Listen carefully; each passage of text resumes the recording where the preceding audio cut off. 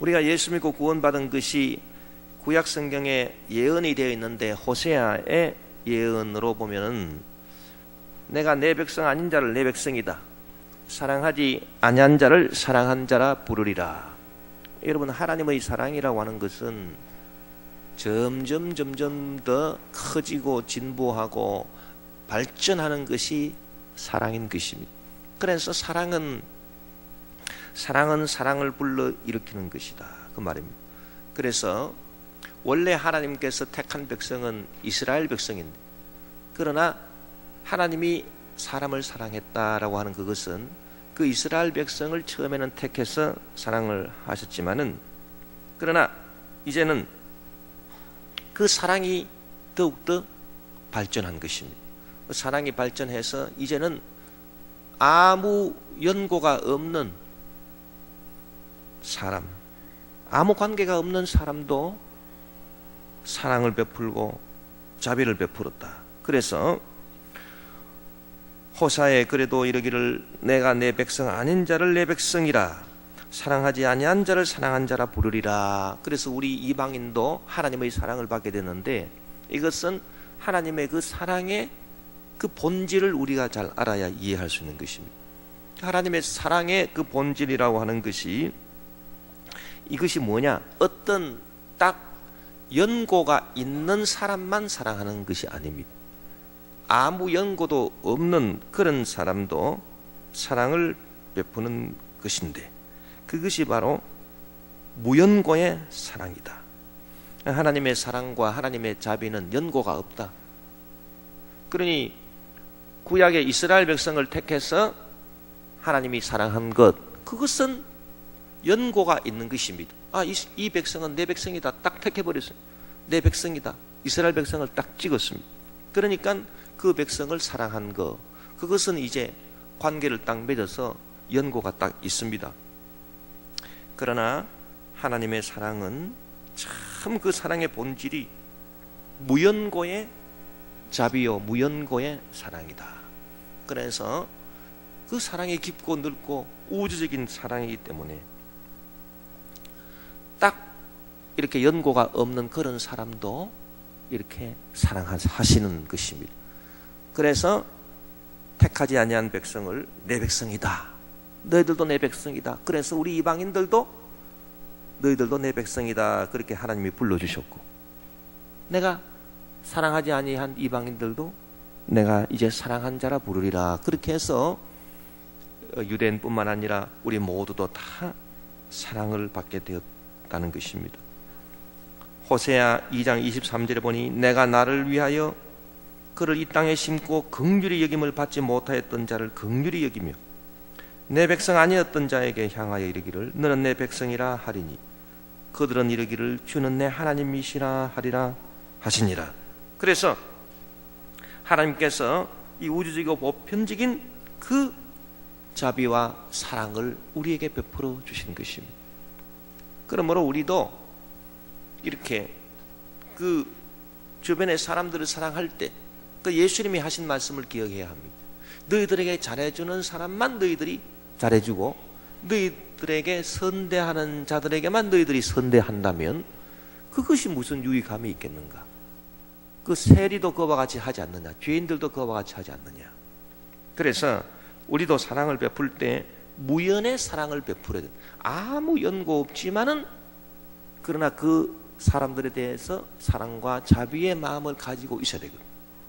예를 들어서 터키 이스탄불에 폭탄 테러가 터져서 또 10명이 또 죽었다. 그러면 정말 그런 얘기를 듣고도 야, 참 안 됐구나. 그 마음이 아파할 줄 알아야 되거든요. 근데 그 사람들은 나 아무 연고가 없다. 뭐 내가 아는 사람도 아니고 우리나라 사람도 아니고 연고가 없으니 내가 무슨 그런 사람들 사랑할 것인가? 아픈 마음도 없고 뭐 죽거나 말거나 시리아에서 정부군과 그 반군이 서로 다투는 그 마을, 거기에 수천 명이 먹을 것이 없어서 죽어가고 있어서 그 사진에 보니까 세상에 그렇게 말라도 그렇게 마를 수가 없고 그 지역에 있는 모든 고양이들, 짐승들도 다 잡아먹고, 그래도 먹을 것이 없어서 그렇게 비참하게 살아가고 있는데, 그런 모습을 보면서 참 안 됐구나, 불쌍하구나, 그런 이 사랑과 자비의 마음을 느껴야 우리가 되는 것입니다. 왜? 사랑의 본질은 무연고의 사랑이에요. 그래서 내 자식만 사랑한다. 내 자식을 누가 사랑 못합니까? 그 내 자식 아닌 사람이라도, 자식이라도 사랑할 수 있어야 되는 거예요. 그것이 바로 이 하나님의 사랑이에요.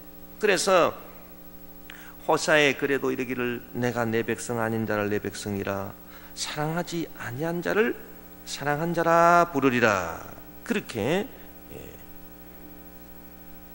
이렇게 해주신 것입니다. 그래서 우리가 이 무연고의 사랑을 베풀 수 있어야 됩니다.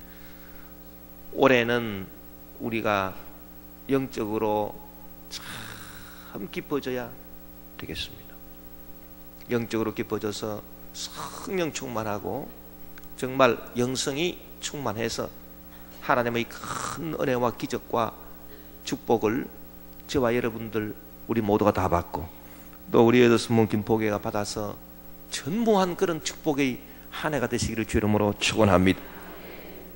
그렇다면 하나님의 축복을 받는 그릇이 있어야 돼요. 그릇이 뭐냐? 그릇이 넓은 그릇이 있어요. 아무리 금으로 만들고 은으로 만들어도 그릇에 빈 공간이 없이, 공간이 좁아버리면 그것이 무엇을 담을 수 있을 것입니까? 그러니까 흙으로 만들든지 차오지간히 그릇은 많은 것을 담으려면은 쫙 이렇게 그 공간이, 빈 공간이 많아야 되거든. 그것이 그릇이거든. 여러분, 이 큰 공간을 마련하고 있는 그런 그릇을 우리가 다 심령에 만들어야 되겠습니다. 그러기 위해서는 우리가 무연의 사랑을 베풀 수 있어야 되겠다. 연고 없는 그런 사랑의 마음, 자비의 마음을 갖고 모든 사람들 그리스도의 사랑으로 불쌍히 여길 줄 아는 그런 마음은 참 그릇이 큰 그릇입니다. 아주 이 큰 공간을 이렇게 담을 수 있는 그런 큰 그릇이 되어 있을 때, 그때 하나님께서 우리에게 놀라운 축복을 베풀어 주시는 것입니다. 그와 같은 마음을 갖게 되시기를 주 이름으로 축원합니다. 우리 그 다음 절 보십시다. 27절을 읽겠습니다. 또 이사야가 이스라엘에 관하여 외치되 이스라엘 자손들의 수가 비록 바다의 모래 같을지라도 남은 자만 구원을 받으리니. 28절요. 주께서 땅 위에서 그 말씀을 이루고 속히 시행하시리라 하셨느니라. 29절요. 또한 이사야가 미리 말한 바 만일 만군의 주께서 우리에게 씨를 남겨두지 아니하셨더라면 우리가 소돔과 같이 되고 고모라와 같았으리로다 함과 같으니라. 요 27절은 27절, 28절, 29절은 하나님의 그 심판에 대해서 말씀한 것입니다. 그러니 25절, 26절은 하나님의 사랑에 대해서 말씀하는 것이에요. 그 하나님의 사랑은 이게 점점 이렇게 넓어진 사랑. 그래서 처음에는 연고를 딱 맺어서 너는 내 백성이다 한 그 이스라엘 백성들만 딱 사랑하는, 그 연고가 있으니까 사랑하는 그 사랑. 거기에서 이제는 그 사랑이 점점 더 넓어져서 무연고의 사랑. 내 백성 아닌 자를 내 백성이다, 사랑하지 아니한 자를 사랑한 자라, 그렇게 불러주시는 이 무연고의 그런 사랑을 베풀어 주시는 그 사랑의 확장, 그 사랑의 확장을 25절, 26절에서 보여주고 계신 것이고, 그 다음에는 27절, 28절, 29절은 하나님의 심판인 것입니다. 정의의 심판인 것입니다. 정의의 심판. 하나님은 사랑의 하나님도 되시지만은 또 하나님은 정의의 하나님도 되시는, 참 이 하나님의 본질을 우리가 잘 알아야 되거든요. 하나님은 사랑만 하시고 정의는 없으신가? 그럼 어떻게 되겠습니까? 정의가 없으면 심판도 없고 심판도 없으면 지옥도 없다. 여러분, 지옥이 있습니까? 없습니까? 지옥이 있지. 왜 지옥이 없습니까? 어떤 사람들은 예수 믿는다 하면서 하나님은 사랑이시기 때문에 천당만 있고 지옥은 없다. 사랑하시는 하나님이 어떻게 심판을 해가지고서 그 사람들이 다 지옥에 가서 그렇게 고생하도록 그렇게 만들 것인가? 그렇게 얘기를 하는데 그건 아주 잘못된 것이거든요. 하나님께서 너는 지옥에 떨어져라 그렇게 해서 지옥에 떨어지는 것 같지만 사실은 그것이 아닙니다.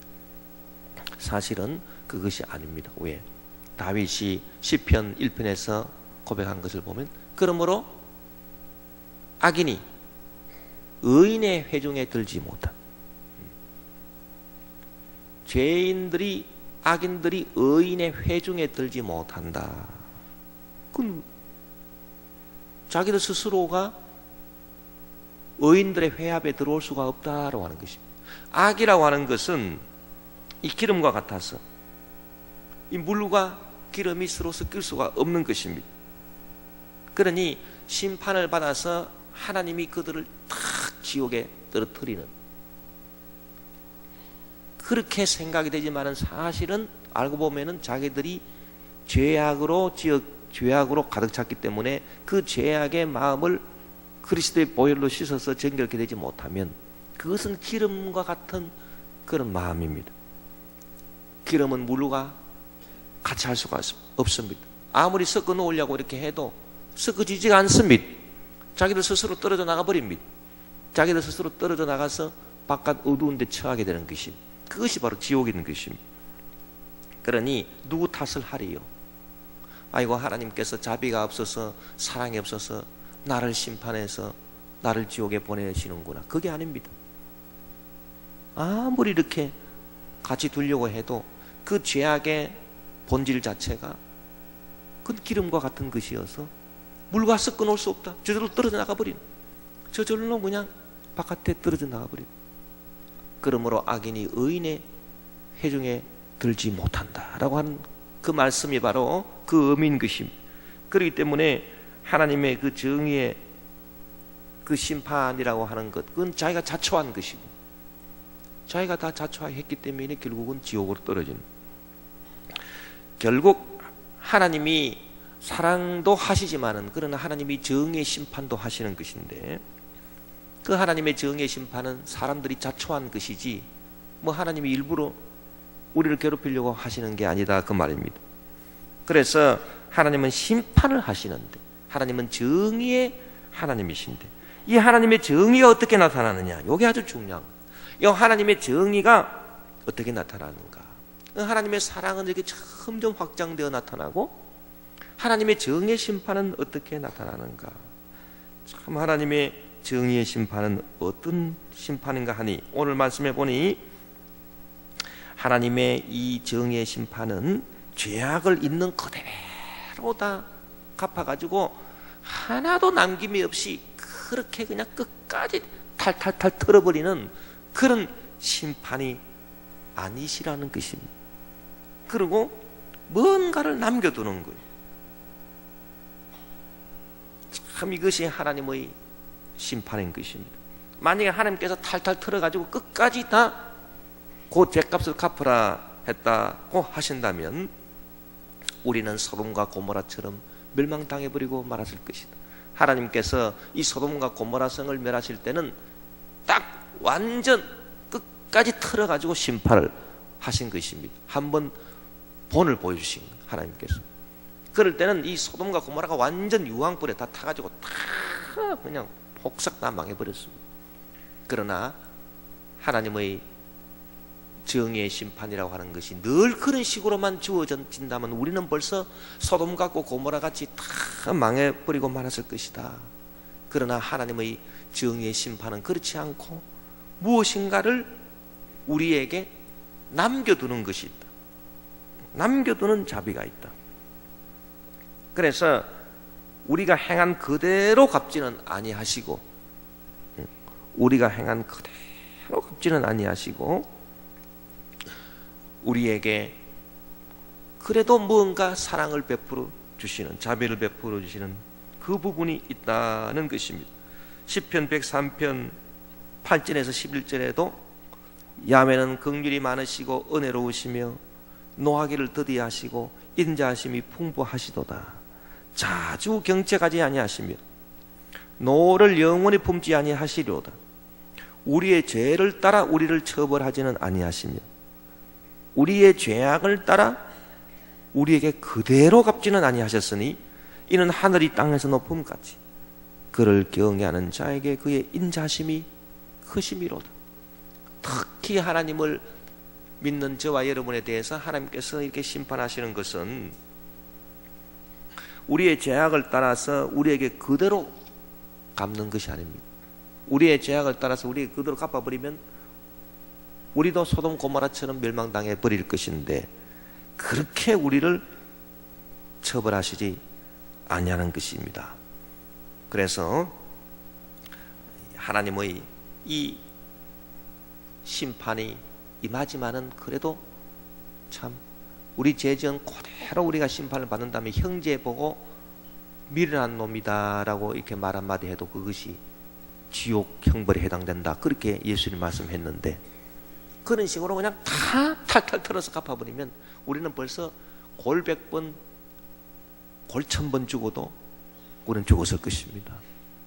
그러나 하나님께서 그렇게 우리를 심판하지는 아니하셨다.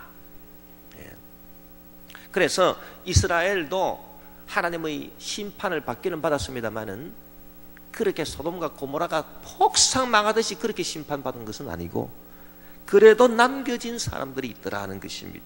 그 남겨진 사람들이 있더라는 것입니다. 그것이 바로 참 하나님의 이스라엘에 대한 심판 가운데서도 주어진 자비였다라고 하는 것을 오늘 성경이 말하고 있는 것입니다.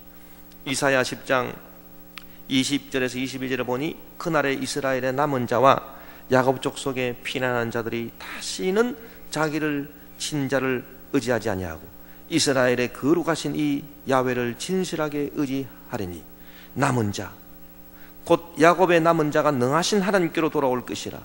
이스라엘이여 네 백성이 바다의 모래 같을지라도 남은 자만 돌아오리니 넘치는 공의로 파멸이 작정되었음이라. 이런 이사야의 말씀이 있는데 이 말씀이 바로 그 의미인 것입니다. 하나님께서 자기가 택한 이스라엘 백성이 하나님을 배반하고 우상이나 섬기고 그렇게 하나님을 거역하고 돌아섰을 때에 하나님께서 이스라엘을 심판하셨지만은 소돔과 고모라처럼 완전 그 갚은 그 행한 대로 그대로 다 갚아 버리신 것이 아니고 그래도 그 가운데서 자비를 베풀어서 그 바다의 모래 같은 그 이스라엘 백성들 다 그냥 다 심판해 버리신 것이 아니라 거기에 남은 자를 두셨다. 그래서 뭔가를 남겨두신 그 심판 그대로 그냥 우리에게 그냥 다 갚아버린 게 아니에요. 그대로 다 갚아버린 우리는 하루에도 몇천 번 죽어마땅한 것입니다. 그러나 참 그렇게 심판하지 아니하시고 그 사랑을 베풀어 주신 것입니다. 이사야 1장 8절 9절에도 보니까 딸 시온은, 이건 예루살렘을 말합니다, 포도원의 망대같이 참외밭의 원두막같이 애워싸인 성읍같이 겨우 남았도다. 만군의 야훼께서 우리를 위하여 생존자를 조금 남겨두지 아니하셨다면 우리가 소돔 같고 고모라 같았으리로다. 그래서 하나님께서 이스라엘 백성을 심판하실 때도 이렇게 남겨두신 그런 참 사랑이 있더라는 것입니다. 남은 자가 있는 것입니다. 그 하나님의 심판이 오늘날 참 이 정의의 심판이 오늘날 우리 믿는 사람들한테도 임하는 것입니다. 임하는 것인데 우리의 죄악을 따라 그대로 처치하지는 아니하시고 우리에게도 그런 자비를 베풀어 주시는 그런 하나님의 심판인 것입니다. 그렇기 때문에 우리는 참 하나님의 심판을 받아서 어려움을 당한다 할지라도 그때도 우리는 이 하나님의 이 자비를 우리가 생각하면서 감사할 줄 알아야 되는 것입니다. 하나님께서 우리가 잘못된 길로 나아가게 되면 하나님은 그때그때마다 우리를 막대기로 치셔서 크고 작은 심판을 하셔가지고 우리에게 정신 차려라, 바른 길로 가라. 이스라엘의 목자들이 양들을 칠 때에 지팡이로 푸른 초장과 실만한 물가로 그렇게 인도하지만은 또 막대기로 악한 짐승을 내쫓아내듯이 하나님은 막대기를 갖고 계십니다. 그 막대기를 갖고 우리가 잘못할 때는 또 치신다는 것입니다. 그래서 예수님이 우리에게 축복해 주시는 것이 두 가지인데, 하나는 잘 되게 해줘. 모든 것 다 잘 되게 해줘. 그러나 잘 되게 해주는 것만이 축복이 아니고, 우리가 잘못된 길로 나아갔을 때는 톡 이렇게 쳐가지고 제자리로 돌아와라 이렇게 탁탁이 치시는, 그렇게 해서 우리가 하나님의 사생자가 아니라면 하나님이 다 이렇게 채찍질을 하시고 우리를 경책하신다 그랬습니다. 경책하신다. 경책이 없는 아들은 버린 아들이고, 사랑하는 아들은 경책을 하는 법인데, 부모가, 우리는 하나님의 버린 자식이 아니기 때문에 하나님께서 우리 믿는 사람들 다 이렇게 경책을 딱딱 하시는 것입니다. 잘못된 길로 갈 때 경책을 하시지만은, 그러나 경책하실 때도 너무 심하게 그렇게 때려버리시는 게 아니고 조금 정신 차릴 정도로 때리시는, 할렐루야. 이것이 하나님의 심판 가운데도 나타난 참 사랑이다. 그래서 그 다윗이 시편에서 고백하기를, 자주 경책하지 아니하신, 막 조금만 잘못할 때마다 그때마다 그냥 막대기를 들어서 이놈 하고 치시는 하나님이 아니고, 이렇게 보셨다가 정 안 되겠다 싶으면 그때 한 번씩 탁탁 치시는 거지. 자주 경책하지 아니하신, 여기서 하나님의 또 그 심판 가운데도 이 사랑이 있는 것입니다. 그래서 자주 경책하지 아니하시고 노를 영원히 품지 아니하시고, 한 번 이렇게 딱 찍어버리면 계속 찍어가지고 못 살게 구시는 그런 하나님이 아니시고, 그 노를 영원히 품지 아니하시고, 우리의 죄를 따라 우리를 처벌하지는 아니하시고, 우리의 죄악을 따라 우리에게 그대로 갚지는 아니하셨으니, 참 이것이 바로 하나님의 자비로우신 심판이다, 경책이다, 그렇게 우리가 생각할 수 있는 것입니다. 자, 하나님께서 이렇게 우리를 이제 정의로 심판하시고, 참 그 심판 가운데서도 참 다 남은 자를 이렇게 또 이스라엘을 심판하심에도 남은 자가 있고 남겨둔 자가 있고, 또 그 남겨둔 자가 결국은 영적으로 보면은 참 아브라함의 자손이고 우리 믿는 사람이고, 결국은 그 멸망 가운데서도 구원받기로 예정된 사람들인 것입니다. 그 이스라엘의 남은 자가, 그 이스라엘의 남은 자라고 하는 것은 다 이스라엘이 심판을 받지만 그 중에서도 하나님이 다 때리지 아니하시고 그대로 죄를 따라 갚아주지 아니하시고 조금 남겨주신 그 사람들을 말하는 것인데, 그 이스라엘의 남은 자가 결국은 마지막 때에 예수를 믿고 돌아오게 되는 것이고, 그것을 영적으로 해석하자면 그 이스라엘의 남은 자가 바로 저와 여러분인 것입니다. 그래서 우리 예수 믿는 사람들을 다 하나님께서 이 죄악의 심판 가운데서 건져내 주시는, 그것이 바로 하나님의 심판 가운데서도 나타난 사랑이다, 자비다.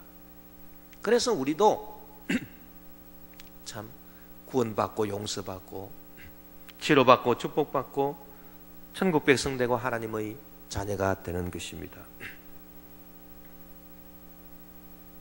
그러면 하나님께서 그와 같은 심판을 우리에게 베풀어 주시기 때문에, 그럼 우리는 어떻게 해야 될 것인가? 우리는 어떻게 해야 될 것인가? 아까 하나님께서 사랑을 하시는 것도 무연고의 사랑이라 했습니다. 무연고의 사랑을 베풀어 주시니, 우리도 나하고 관계없는 무연고에 있는 사람들한테도 사랑을 베풀어 줄 수 있어야 되겠다는 것이었는데, 그럼 하나님께서 내 잘못을 심판하실 때도 이렇게 확 내 잘못을 따라서 다 때려버리지 아니하시고 그래도 좀 남겨두셔가지고 참 어려운 가운데서도 피할 길을 주시고, 그래도 우리를 이렇게 살려두시는데 그런 하나님의 심판에 대해서 우리가 배웠다면 우리가 또 어떻게 해야 될 것인가? 형제에 대한 관용의 태도를 우리가 배워야 되겠다라고 하는 것입니다. 할렐루야. 그래서 이 주위 사람이 나한테 잘못했을 때 그때에 우리도 요 남은 자의 사상을 갖고 이렇게 우리의 죄악을 따라서 그대로 갚아버리는 하나님이 아니시고, 그래도 조금 이렇게 봐주시는 그런 하나님의 그 마음을 우리도 배워서 우리도 형제에 대한 그 관용의 태도를 가져야 되겠다. 자, 우리가 마태복음 18장에 보면은 이 부분에 대한 참 귀한 가르침이 있습니다. 우리 마태복음 18장 23절에서 우리 35절까지 한번 읽어 보십시다. 마태복음 18장 23절에서 35절까지 우리 다 함께 읽어봅시다.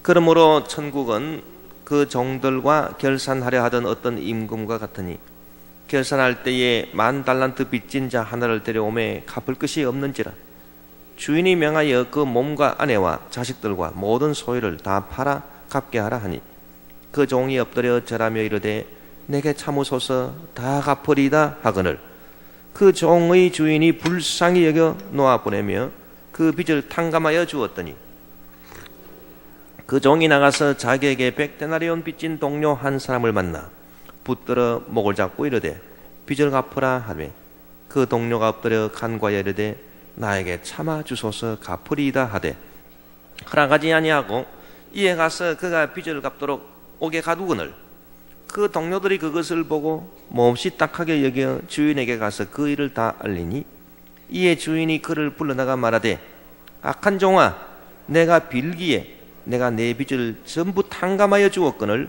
내가 너를 불쌍히 여인과 같이 너도 내 동료를 불쌍히 여김이 마땅하지 아니하냐 하고 주인이 노하여 그 빚을 다 갚도록 그를 옥졸들에게 넘기니라. 너희가 각각 마음으로부터 형제를 용서하지 아니하면 나의 하늘 아버지께서도 너희에게 이와 같이 하시리라. 참 이 말씀이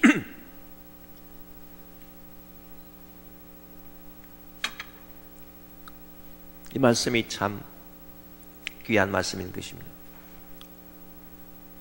하나님께서 우리가 잘못할 때 참 봐주고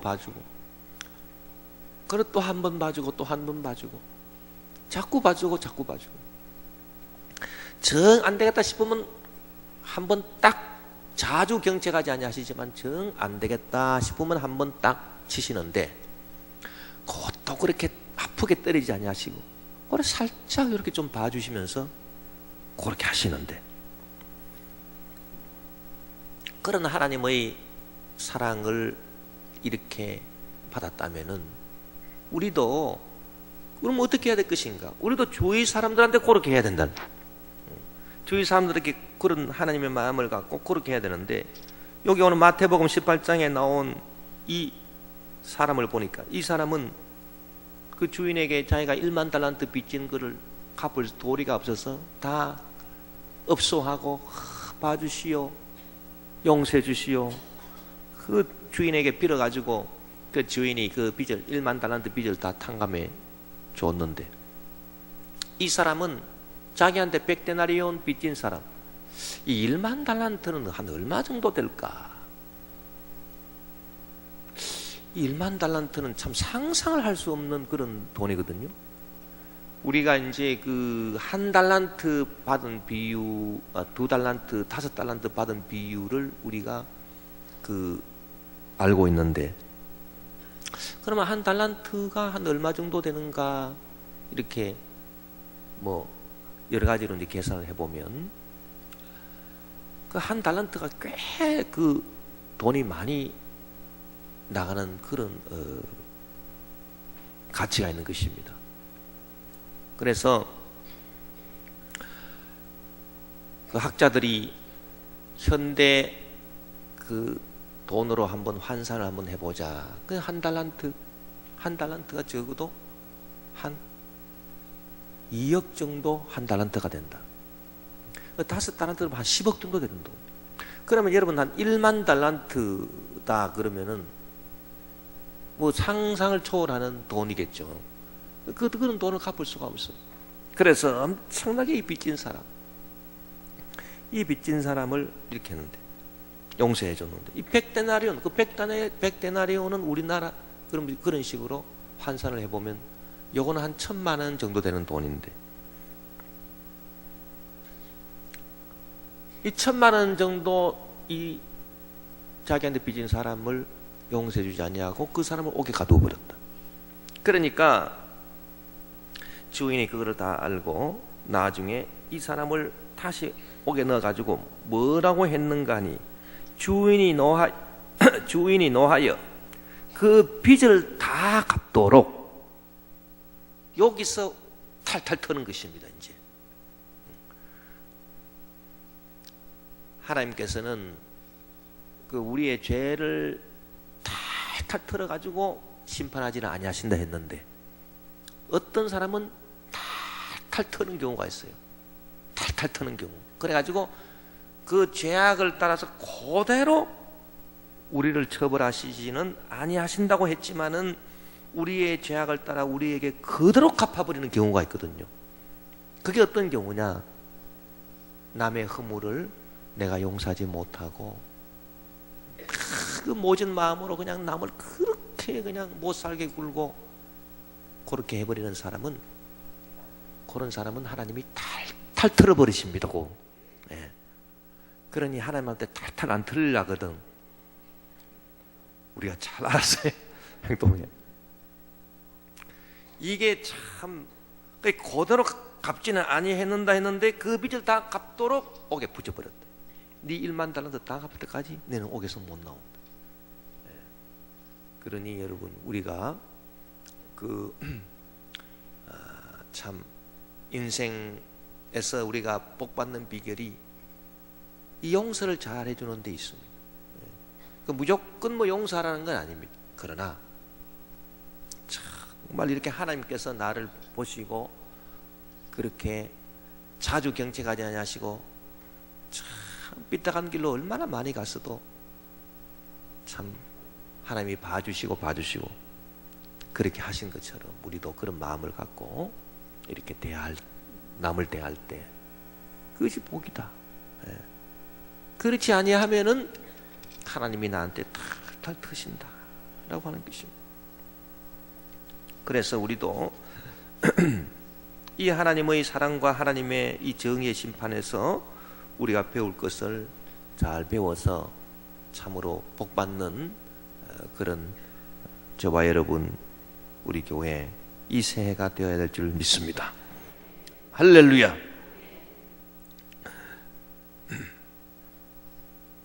자, 그 다음에 우리가 30절부터 33절까지 읽겠습니다. 그런즉 우리가 무슨 말을 하리요? 의를 따르지 아니한 이방인들이 의를 얻었으니 곧 믿음에서 난 의요. 의의 법을 따라간 이스라엘은 율법에 이르지 못하였으니 어찌 그러하냐? 이는 그들이 믿음을 의지하지 않고 행위를 의지함이라.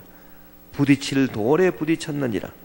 기록된 바 보라, 내가 걸림돌과 거치는 바위를 시온에 두노니 그를 믿는 자는 부끄러움을 당하지 아니하리라 함과 같으니라. 예. 자, 이 말씀은 이제 무슨 말씀인가? 결국 우리가 하나님의 사랑과 하나님의 자비를 하나님의 사랑과 하나님의 심판을 이렇게 살펴봤습니다. 하나님의 사랑을 살펴보니 처음에는 연고를 맺은 사랑이요, 그 다음에는 무연고의 사랑이요. 하나님의 또 심판을 보니 그대로 다 탈탈 털어서 우리를 심판하는 그런 심판은 아니요. 그 심판 가운데서도 하나님의 사랑이 있고 하나님의 자비가 있는 그런 것을 우리가 알게 되었습니다. 그렇다면은 결국은 우리가 할 수 있는 것은 무엇인가? 참 하나님의 은혜를 찬양하는 도리밖에 없는 것입니다. 하나님의 은혜 아니고서는 우리가 이와 같은 사랑을 받을 수도 없는 것이고, 또 하나님의 우리가 경채감을 받는다 해도 이와 같은 경채감을 받을 수는 없는 것이고, 그것이 다 하나님의 은혜로 말미암아 주어진 것입니다. 하나님의 은혜. 그래서 하나님의 사랑이 점점 커져서 처음에는 무연고의 사랑에서 처음에는 연고의 사랑에서 이렇게 무연고의 사랑으로 넘어왔기 때문에 나같이 이방인도 참 사랑을 받게 됐구나. 그리고 하나님의 심판도 다 털어버리는 그런 심판이 아니라 참 그래도 봐주시는 그런 자비가 있는 그런 심판이기 때문에 내가 이렇게 살아남게 되었구나. 그것을 우리가 깨달아 안다면 이 두 가지를, 사랑과 심판, 하나님의 사랑과 심판, 이 두 가지를 확 종합을 해서 딱 우리가 알 수 있는 것은 이것은 바로 하나님의 은혜로 말미암은 것이다. 그래서 이 은혜에 대한 감사함이 있어야 되는 것입니다. 은혜에 대한 감사함이 있고, 그 자기가 자랑할 만한 그런 행위라든지 그 부분에 대해서 하나님께 내세울 것이 전혀 없다라고 하는 것을 알아야 되는 것인데, 그렇지 못한 이스라엘 백성들은 결국은 하나님의 구원에서 떨어져 나가버리고 말았다라고 하는 것입니다. 우리가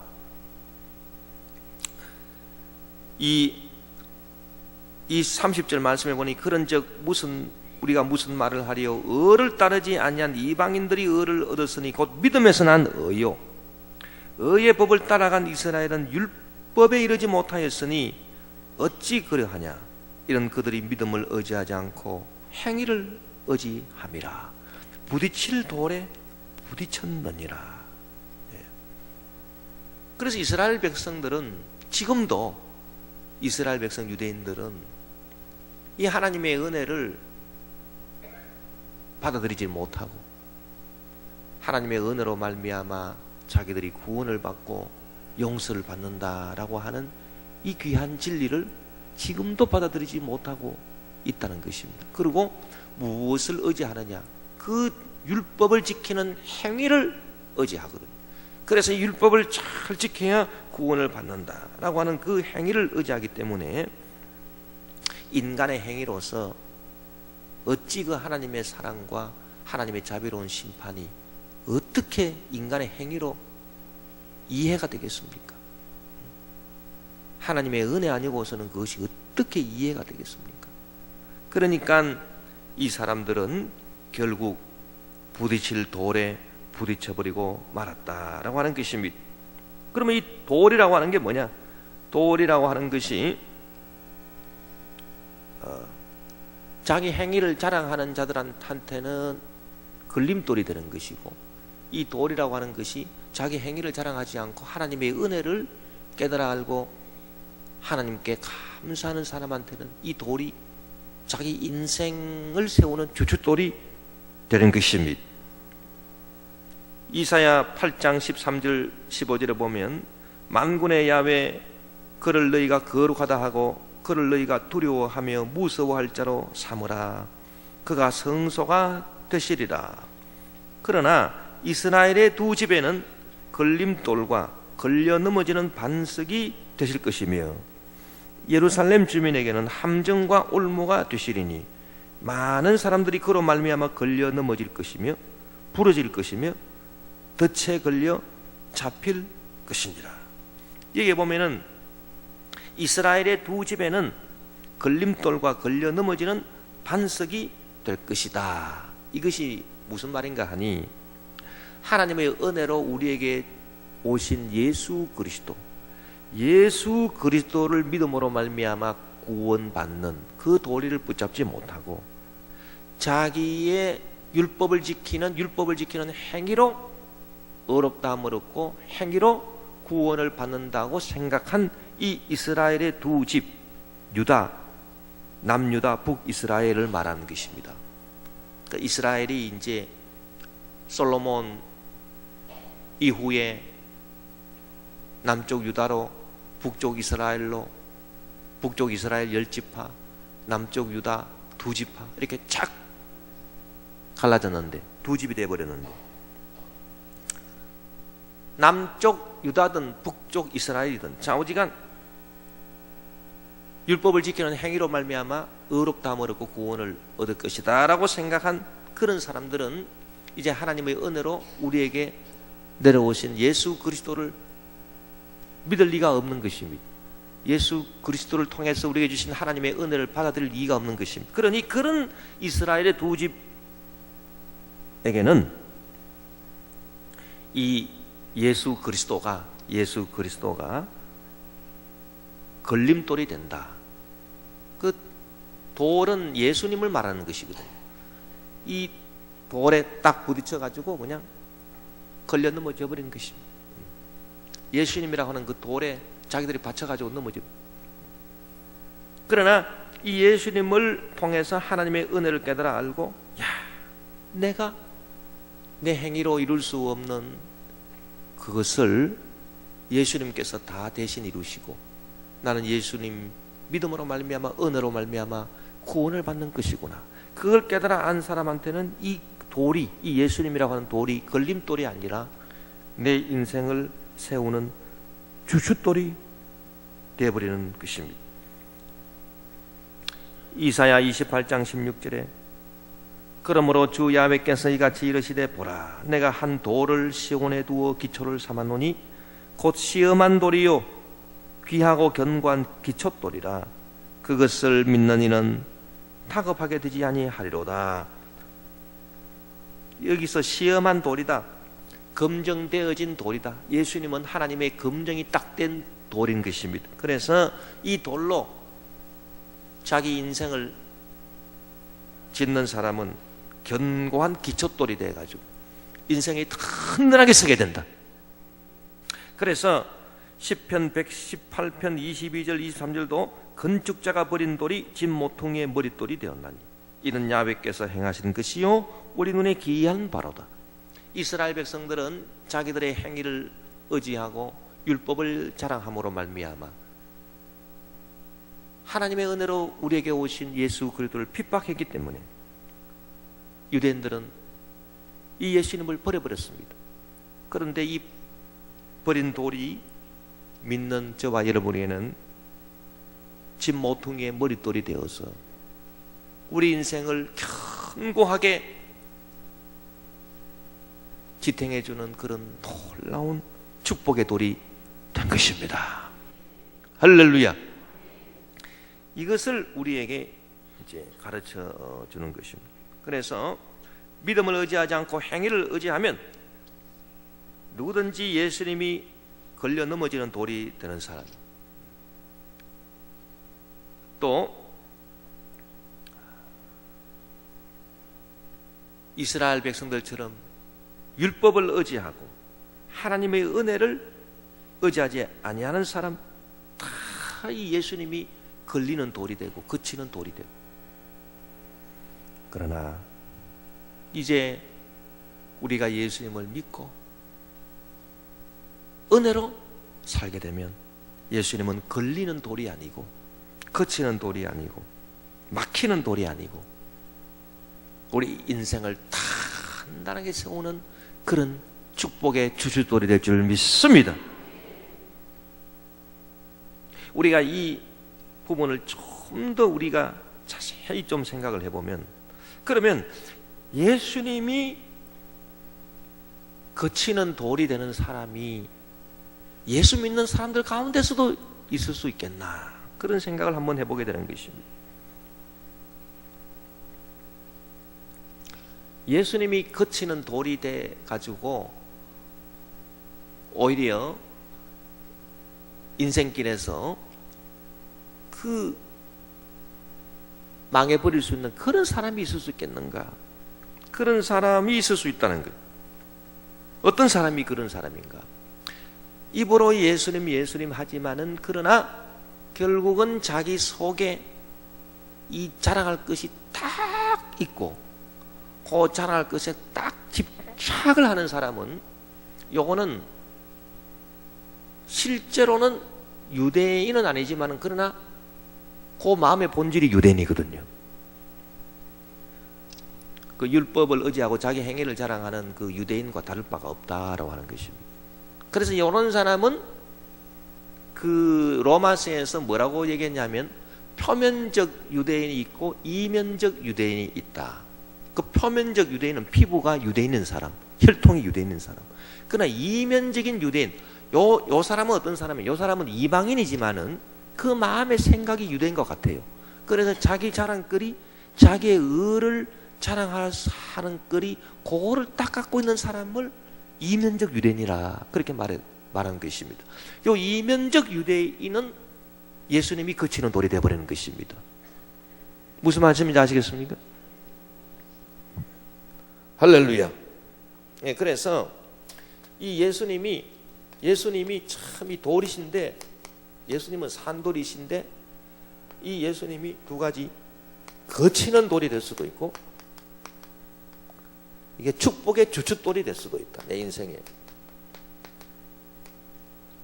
그 유대인들한테는 예수님이 거치는 돌이 됐습니다. 왜냐하면은 거치는 돌은 누구한테는 유대인들은 자기 행위를 의지하고 이 율법의 행위, 자랑, 행위를 의지하고 율법에 집착하고 자기들 율법 지키는 그거를 아주 자랑거리로 내세운. 그러니 하나님의 은혜를 거부한, 은혜를 이렇게 딱 거부해버려요. 이런 사람들한테는 예수님이 거치는 돌이에요. 그러나 하나님의 사랑과 하나님의 심판, 하나님의 사랑은 처음에는 연고를 딱 맺은 사랑인데 그 다음에는 무연고, 아무 연고 없는 나를 사랑하신 거예요. 시리아의 폭탄이 터져가 사람이 죽은 그 한 사람을 누군가가 아주 사랑을 해서 그 가서 돌봐주고 이렇게 해주듯이 나는 이방인이라 처음에는 하나님과 연고가 없어요. 우리는 이방인이라. 이스라엘 백성은 연고가 있지만 하나님이 딱 택했기 때문에. 그럼 우리는 이방인이라 연고가 없는데 하나님께서 무연고, 아무 연고 없는 나를 그냥 내 백성 아닌 자를 내 백성이라, 내가 사랑하지 아니한 자를 사랑하리라, 그렇게 해가지고 날 사랑해 주셨다. 심판하시는 것도 내 죄값으로 말하자면 형제한테 나가라, 미련한 자다 해도 지옥불에 떨어지는데 이 억만제약을 그대로 다 갚지는 아니하시고, 경책할 때도 자주 경책하지 아니하시고, 혹가다 한 번씩 경책하지, 그것도 탈탈 털어가지고 때리지 아니하시고 조금 정신 차리라고 그렇게 해주시고, 이런 자비로운 심판을 받았으니 이 사랑과 심판을 보니 이거는 내 인간 행위로 되는 게 아니고 오직 하나님의 은혜로 되는 것이다. 오직 하나님의 은혜지 내가 자랑할 것이 무엇인가라고 하는 사람한테는 예수님이 주춧돌이 되어버리는 것입니다. 예수님이 주춧돌이 되는 것이. 할렐루야. 그런데 이 유대인들은 예수님을 안 믿습니다. 그런데 예수님을 믿는 사람들 가운데서도 이 유대인이 두 종류다. 표면적 유대인이고 표면적, 또 이면적 유대인이 있다. 이 표면이라고 하는 것은 껍데기 유대인, 이면이라고 하는 것은 속. 이 이면이라고 하는 건 속이란 뜻이고 표면이라고 하는 건 끝이란 뜻입니다. 끝이 유대인이다. 이게 뭔 말입니까? 이거는 혈통이 유대인이라 그 말이에요. 그래서 저 이스라엘에 살고 지금도 세계 각국에서 흩어져 사는 유대인, 이건 표면적 유대인. 그 이면적 유대인은 뭐냐? 이면적 유대인은 속이 유대인이라 그 말이에요. 지금 우리 한국 사람은 한국 사람인데 한국 사람 피부를 갖고 한국 사람 혈통을 갖고 있으면서도 속이 유대인이 되어 있는 사람이 있어요. 이 속이 유대인이 되어 있는 사람, 어떤 사람이냐? 자기 행위를 자랑하는 사람은 이면적 유대인이요. 우리 옆에 분 한번 봐요. 이 사람이 혹시 이면적 유대인이 아닌가? 우리 교회는 그런 사람이 한 사람도 없는 거예요. 근데 저 딴 교회 가면 그런 사람들이 좀 있다. 이 사람이 분명 피부는 노리땡땡한 한국 사람인데, 속이 유대인이에요. 보니까 자기 행위를 그렇게 자랑을 하고, 뭐 그렇게 자기 자랑거리가 많은지, 내세울게 많은지, 이런 사람은 이면적 유대인한테는 예수님이 거치는 돌이 되어버린, 이면적 속이 유대인이니까 예수님은 거치는 돌이 되어버린, 걸려 넘어지는 거예요. 예수님한테 걸려가지고 그냥 넘어져 버려요. 그냥 맞박 다 깨버리는 것입니다. 그렇게 되어버립니다. 그러니 우리는 이 이면적 유대인이 안 돼야 되겠다, 그 말씀입니다. 그래서 참 그래서 이스라엘의 두 집에는 걸림돌과 걸려 넘어지는 반석이 되실 것이며 예루살렘 주민에게는 함정과 올무가 되실 것이고, 그러니까 그런 사람들은 예수님을 믿는다 하지만 그 예수님이 오히려 함정이 되고 올무가 되고 걸려 넘어지는 그냥 반석이 되어버려 가지고 오히려 인생에 복을 받지 못하는 것이다. 참 우리가 이 자랑거리라고 하는 거, 이걸 참 없애야 되는 것이에요. 그리고 또 왜 이면적 유대인이 될 수가 있는가? 우리가 딱 잘못하면은 이면적 유대인이 될 수가 있는데, 그건 왜 그런가?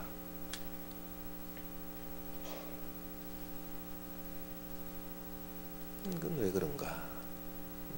이 은혜라고 하는 것은 은혜라고 하는 것은 이제 이 원래 그 원어가 헬라 말로 카리스라고 하는 것인데요. 이 카리스라고 하는 것은 뭐냐 하면은 참 이건 자연 상태 이런 걸 말해요. 자연 상태, 뭐 이렇게 인공적으로 뭐 꾸미는 게 없고 자연이 있는 거예요. 자연이. 그러니까 인간 행위, 자랑, 행위, 공로, 자랑 이런 것은 뭔가 이렇게 인간으로 꾸밈이 있는 꾸밈. 그 은혜는 자연이. 그래서 그래, 산도 있고 들도 있고 바다도 있고 신선한 공기도 있고 물도 있고, 이 자연이 자연. 이 자연이 은혜. 그런데 행위, 공로, 자랑 이거는 뭔가 인간이 만들어낸 꾸밈이 자연스러운 게 은혜고, 꾸미는 것은 공로거든요. 나는 뭐 내 공로 자랑하는 것이 없습니다. 그래도 하나님 앞에서 우리가 뭔가 나 자신을 꾸미는 것이 있다면, 이것은 우리가 다 없애버려요. 그래서 그래야 우리가 하나님과의 깊은 진실한 관계 속에서 은혜를 체험하고 은혜가 주춧돌이 되버려요. 예수님이 내 인생의 주춧돌이 되는 그런 체험을 하게 되는 것입니다. 그리고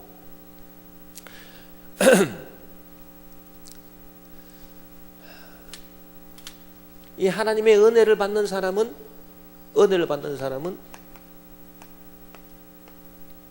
무엇이 또 특징이 있는가? 하나님의 은혜라고 하는 것은 하나님께서 참 이렇게 주시는 것, 이 주시는 것을 그대로 받아가지고, 하나님이 주시는 것을 그대로 받아서 이 하나님의 은혜에 이 감사하고 살아가는 사람은 절대로 자기가 생각을 해서 뭐 좋다, 나쁘다, 옳다, 그러다 그런 일에 집착을 하지 않는 거예요. 집착을 하지 않는 거예요. 이게 중요해요. 이게 은혜거든요. 은혜로 삽니다라고 하는 거는 하나님께서 주시는 대로 삽니다. 하나님께서 주시면 먹고 하나님께서 안 주시면 안 먹는 것이고, 내가 좋다, 내가 나쁘다, 내가 옳다, 내가 그르다 라고 하는 그것에 딱 이렇게 내가 집착을 해 있으면 그것이 은혜를 다 파괴하는 일인 것입니다. 그래서 이 하나님의 은혜를 못 받는 사람, 하나님의 은혜를 못 받는 사람의 그 영성의 구조를 한번 살펴보면 뭔가 모르게 집착하는 경우가 있더라는 거예요. 집착. 예. 이 집착을 하면은 이건 안 되는 것입니다. 그래서 우리가 올 한 해는 절대로 여러분 마음에 내가 인간적으로 생각해서 좋다, 나쁘다, 옳다, 그르다, 좋고 옳은 것, 거기에 내가 인간적으로 집착을 딱 해버리면은 그거는 내 주장이지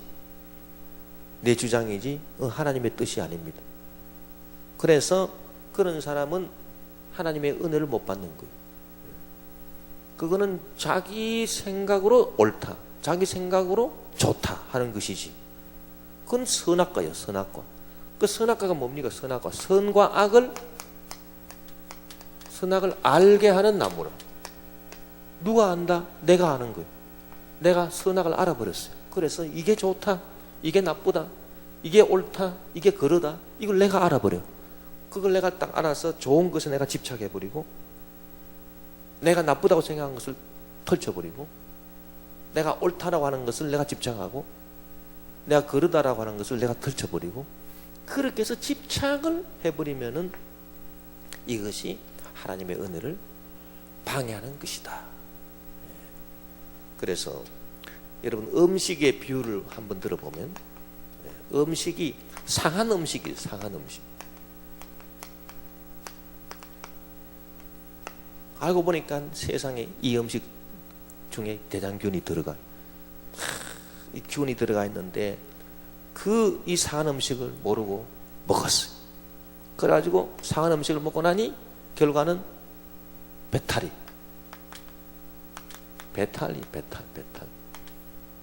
근데 상한 음식이 아닌데 좋은 음식,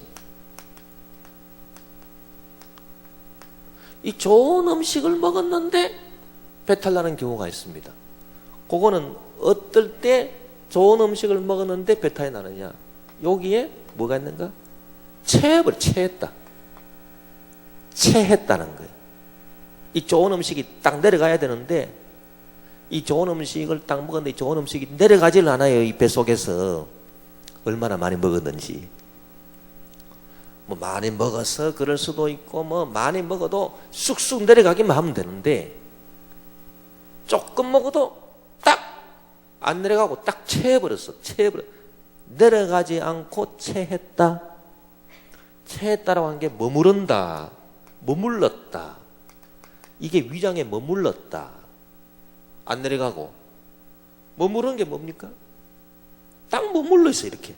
그게 뭐냐? 그게 바로 마음으로 말하자면 집착이에요. 내가 좋다라고 하는 생각하는 게 있는데, 요거는 내가 꼭 해야 되겠는데, 요거 참 좋은 것인데, 그건 자기 생각으로.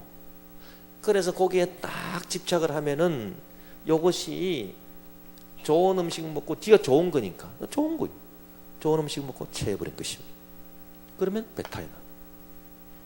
자, 상한 음식 먹고 배탈 나가지고 끙끙 앓는 것이나, 좋은 음식 먹고 체해서 배탈 나서 끙끙 앓는 것이나, 뭐 배탈 나는 건 다 똑같아요. 다 똑같이 다릅니까? 아이고, 그래도 좋은 음식 한 먹어보고 체해서 배탈 나는 게 낫겠지. 한번 체해 보십시오. 얼마나 고통스러운가. 차라리 상한 음식 먹고 그냥 설사 쫄쫄쫄 하고 그냥 끝내버리는 게 낫지. 그래서 여러분, 이 집착이다라고 하는 이것은 정말 좋지 않아요. 그래서 뭐를 해야 되느냐? 그래서 중요한 게 있습니다. 내가 좋다라고 생각하는 것이 집착이 되려고 하면은 딱 끊어야 돼. 딱 끊고 주님 이 생각이 무엇입니까? 딱 질문해야 돼. 예를 들어서 사랑하는 자녀가 있는데 사랑하는 자녀 자녀가 얼마나 좋아요. 그래서 잘해주는데 여기에 이상하게 나도 모르게 집착이 갈라 하거든요. 그러면 자기가 사랑하는 자녀들한테 집착한다고 해서 자녀가 잘 되느냐? 잘 되지 않아요. 자녀가 오히려 안 돼. 하나님께 맡기고 어느 정도까지는 자녀들을 위해서 딱 해주고 해야 되지만 너무 자녀들한테 집착을 해가지고 뭐 이래라 저래라 콩나물을 뭐 비빔밥에 말아 먹어라 우쩌라 이런 식으로 해버리면은 그러면 그때부터는 이게 집착이 되는 거예요. 제가 뭐래라 이러면은 오히려 그 애를 망쳐버려요. 하나님의 은혜로 나도 그렇게 해야지 너무 집착해버리면 안 되는 것입니다. 그래서 이 집착을 끊는 것은 이 좋은 것들, 지식이다, 돈이다, 권력이다, 명예다, 다 좋은 거예요. 명예가 왜 나빠? 좋은 거지. 명예가 있어야 자존감이 생기고 자존심이 있어야 사람이 활기 있게 사는 것이고 즐거움, 좋은 거 즐거움. 그 인생의 즐거움이 얼마나 좋은 것입니까? 즐거움이 있어야 좋은 옷도 사입고 좋은 핸드백도 걸치고 얼마나 좋습니까? 저 봐라 땡땡땡 좋다고 그냥 탁탁하잖아요. 권력도 여러분 이 권력을 갖고 많은 사람 유익하게 할 수 있고 법을 잘 만들어가지고 많은 사람 유익하게 할 수 있고 권력을 잘 쓰면 얼마나 좋은 것인가. 돈 뭐 있으면 있을수록 좋은 것이지.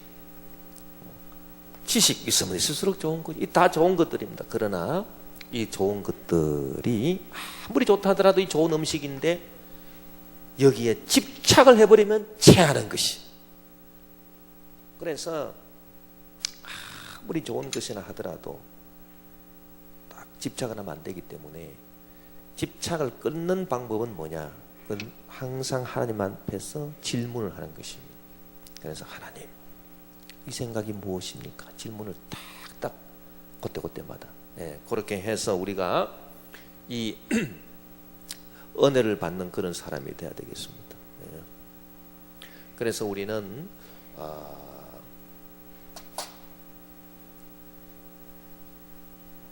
예수님이 내 인생에 거치는 돌이 아니고 축복의 주춧돌이 되어서 하여튼 예수님 그 위에 올해 우리가 무엇을 하든지 간에 예수님께서 함께 하심으로 주춧돌이 딱 돼가지고 그 견고한 반석이 되셔서 놀라운 축복이 차곡차곡 쌓이고 주께 영광이 되는 그런 역사가 일어날 줄 믿습니다. 할렐루야. 주여 한번 부르고 통성으로 기도합시다. 주여.